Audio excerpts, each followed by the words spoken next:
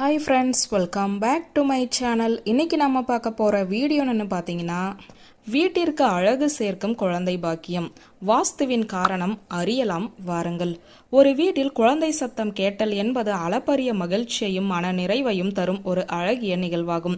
குழந்தை செல்வம் என்பது அனைத்து செல்வத்தை விட சந்தோஷத்தையும் மகிழ்ச்சியும் தரக்கூடியது.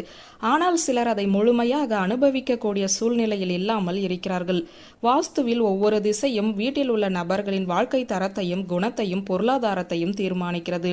இளைய மகனுக்கு குழந்தை பிறந்தவுடன் மூத்த மகனுக்கு குழந்தை பிறப்பு தாமதமாவதற்கு காரணம் வாஸ்துதான் என்று ஒப்புக்கொள்ள மனம் மறுக்கும். அனைவரும் மூத்த மகனையோ அல்லது மருமகளையோ தான் குறை கூறுவார்கள். மேலும் எல்லோருக்குமே ஒரு சந்தேகம் இருக்கும். அதாவது இப்போது இருக்கும் வீட்டில் இருந்துதான் திருமணம், சம்பாத்தியம், செல்வ செழிப்பு எல்லாம் கிடைத்தது.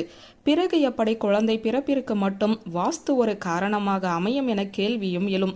சில வீட்டில் மற்ற எல்லா நன்மைகள் கிடைத்தாலும் வெகு முக்கியமான சில நிகழ்வுகள் மட்டும் தாமதமாகி கொண்டே இருக்கும். பல விதத்தில் வெற்றி பெற்றாலும் சில இழப்புகளை சந்திக்க நேரிடும். திருமணமாகி முதல் மகன் குழந்தை பேறு இல்லாததற்கு வீட்டில் வடக்கு திசை அல்லது வடகிழக்கு திசையில் வாஸ்து தவறுகள் இருக்கலாம் என யூகிக்கலாம். உதாரணமாக உங்கள் வீட்டின் வடகிழக்கு பகுதியில் பில்லர் அமைப்புடன் போர்டிகோ அல்லது படி அமைப்புகளோ இருக்கலாம். மேலும் உங்கள் வீட்டின் தென்மேற்கு பகுதியில் நிச்சயம் சில தவறுகள் இருக்கலாம். உதாரணமாக தென்மேற்கில் அமைந்திருக்கும் படுக்கை அறையில் உள்ள கழிப்பிடம் தவறுதலாக இருக்கலாம்.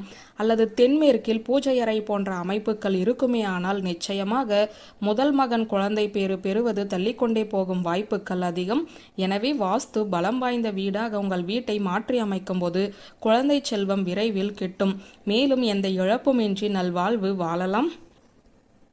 வியூவர்ஸ், இந்த வீடியோ உங்களுக்கு பிடித்திருந்தால் லைக், கமெண்ட், ஷேர் பண்ணுங்க. நன்றி.